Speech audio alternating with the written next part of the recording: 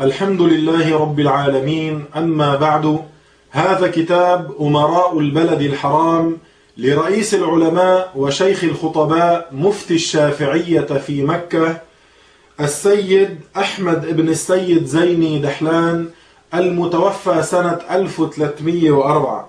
هذا الكتاب طبع الدار المتحدة للنشر في الصحيفة 297. يقول: ذكر قصة أهل الطائف وما وقع لهم من الوهابية.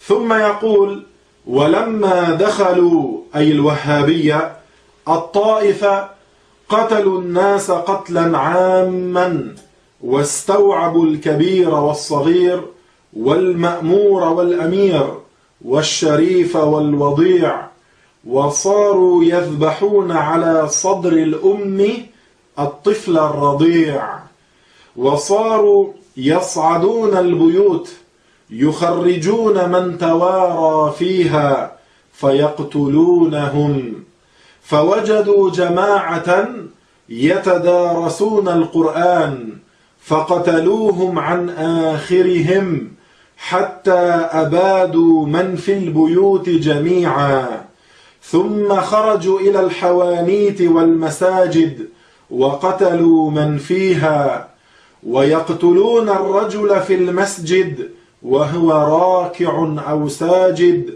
حتى أفنوا هؤلاء المخلوقات، فويل لهم من جبار السماوات. انتهى كلام الأستاذ السيد أحمد بن السيد زيني دحلان رئيس العلماء وشيخ الخطباء من كان مفتي الشافعية في مكة المتوفى سنة 1304.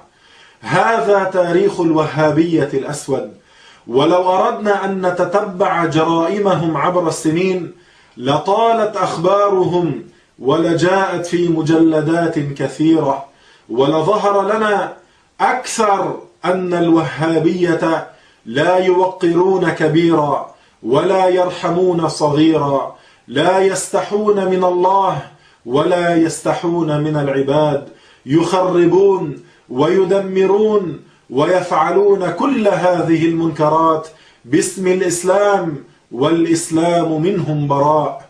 أجارنا الله وإياكم من فتنة الوهابية، وقبح الله ذكرهم في مشارق الأرض ومغاربها. إن الله على كل شيء قدير، والحمد لله أولا وآخرا وأبدا.